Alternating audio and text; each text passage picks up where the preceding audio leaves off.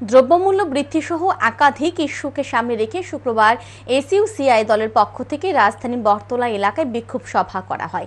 এই সভা থেকে দাবি জানানো হয় নিত্য প্রয়োজনীয় দ্রব্য সামগ্রীর রাষ্ট্রীয় বাণিজ্য চালু করতে হবে, অবিলম্বে আলু পেঁয়াজ সহ নিত্য প্রয়োজনীয় সামগ্রী কম দামে রেশনের মাধ্যমে সরবরাহ করতে হবে, বেআইনি মজুদ শনাক্ত করে কালোবাজারি বন্ধ করতে হবে, ডায়েরির দুধের বর্ধিত মূল্য প্রত্যাহার করতে হবে, মোবাইলের রিচার্জ ও ডেটা রিচার্জের বর্ধিত মূল্য অবিলম্বে প্রত্যাহার করতে হবে, বিদ্যুতের প্রিপেড স্মার্ট মিটার গ্রাহকদের উপর জোর করে চাপিয়ে দেওয়া যাবে না, যুদ্ধকালীন তৎপরতায় মূল্য বৃদ্ধি প্রতিরোধে কেন্দ্র ও রাজ্য সরকারকে ইতিবাচক পদক্ষেপ গ্রহণ করতে হবে।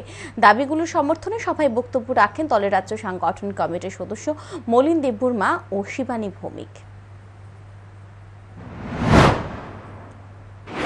অথচ আমাদের এই রাজ্যের সাধারণ মানুষের আজকে জায়গার কাজ থেকে শুরু করে সমস্ত তার ইনকামের সোর্স কমে যাচ্ছে। তার ফলে আমরা আজকে এই আগরতলায় আজকে এই দ্রব্যমূল্য বৃদ্ধির বিরুদ্ধে এবং সরকারের অন্যান্য অগণতান্ত্রিক কাজের বিরুদ্ধে প্রতিবাদে আমরা আজকে এই বিক্ষোভ সভার আয়োজন করেছি।